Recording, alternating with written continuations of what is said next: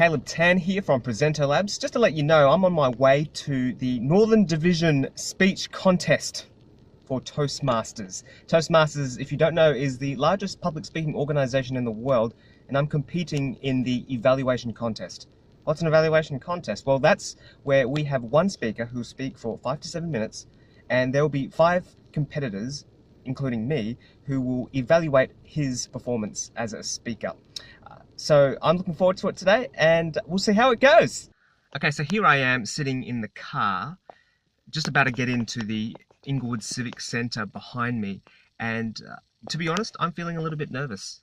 And to me, if you're feeling a bit nervous, if you're feeling slightly outside your comfort zone, it's an indicator that you're doing something significant, that you're doing something that counts. And I believe that even if you're just participating in a contest or just before you go into a performance, you always feel a little bit nervous. So 2 important things to remember here. For me, I need to breathe. I need to breathe. And second of all, I need to always remember that it's better to be present than perfect. It's not about delivering the perfect presentation. It's not about delivering the perfect performance. It's about being present. And that's the most important thing. I need to be 100% in the zone with everyone there. Patricia Fripp says that the preparation is the hard work, but the presentation is the relaxation. So I need to relax, I need to breathe, and I need to know that it's better to be present than perfect. All right, we'll see how it goes today. So these are the notes I receive upon entering the contest. When we are evaluating someone or evaluating a test speaker, we get one A4 sheet of paper, and this is what it looks like. Well, not in currently folded and with scribbles on it, but this is sort of a behind the scenes of what I did on Saturdays, during Saturday's contest. Now you can see that my speech is derived, or my notes is, I've turned over the sheet of paper, which is the full A4 sheet, and I split it into 2 columns. The left column is all commendations, elements of the speech that I really enjoyed and loved, and the right hand side is the recommendations, or are the recommendations. And you can see that there aren't a lot of recommendations because it was actually a very strong speech. After the speech, we are escorted away to a soundproof room where we have 5 minutes to make more notes and to prepare for our evaluation. And so in this moment, I'm sitting down at a seat, and I've got my highlighter out, and I've highlighted what I believe are the most important parts of his speech. Now, keep in mind, I already have a formula or framework in my mind, which is 2 commendations, 1 recommendation, and then 1 big commendation at the end. So I've highlighted the most important aspects of his speech. So I've made notice the poetry intro, which you would have heard in my evaluation about using vivid language. I've highlighted dialogue. How much do you have time for yourself? I actually omitted that because I think that was important, but not as important. Take time for yourself. I believe there was a strong call to action in his speech, so I made sure that I quoted him on that, and I really enjoy the fact there was a call to action. Plus, there was also intentional body language, which I know is in the column of recommendations, but as you can see, I ran out of room.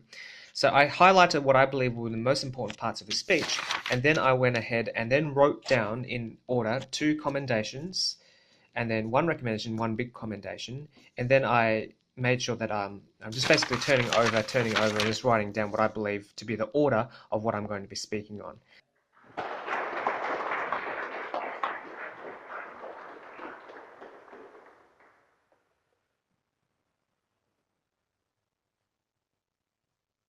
Stand and stare, David did not do.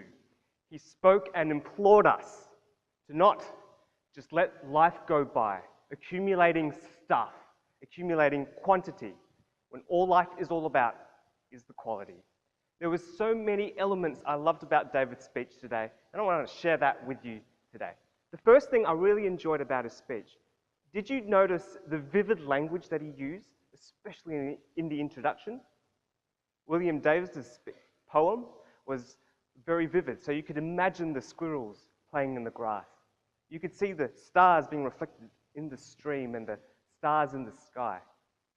It was so vivid that I could see it in my mind's eye. And so to enact the imagination of the audience, as a speaker, you need to elicit the imagination of your audience so they can see what you're telling them. I love the visual language that he used. The second thing I really loved about David's speech was his intentional body language. You don't just convince people by your words, you convince people with your body. Did you notice when he said, it's in here that counts? Did you notice when he was at the center of the stage, he said, stand and stare? When you're intentional with your body language, that means that you're communicating something far more than just what your words say. You're making sure that your body is congruent with the message of your speech. So what's one thing David can do to elevate his speech to the next level? David, who was the man you were talking about in the story when he approached you, the man? William Davis. William Davis? I'm talking about the man who asked you the question, who approached you about his life being a mess. Oh, a client. A client? Okay. I assume that's confidential. So what Hollywood movies do, they have something called a composite character. I would have loved David to have him have a name. Give him a name. Perhaps his name is Clint. Clint is 57, he's disabled, and he approaches me and he says, my life's a mess. If you give him specificity, we can actually relate to him. And I believe that if you give him a name, if you could do the speech next time, that would have much more power. But there is one more thing I really loved about David's speech, and that it had a call to action, a specific call to action. Have some time for yourself. It's so simple. It was so simple to grasp.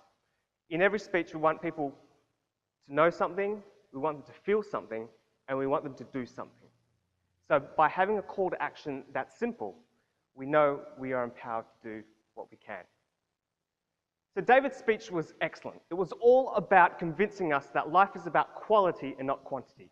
I really enjoyed the visual language, the intentional body language. I'd give the character a name, but I also appreciate the simple call to action. Let's join me in thanking David once again. Thank you. So did this process hold up for me? Well, on the day, I was confident that this was incredibly helpful.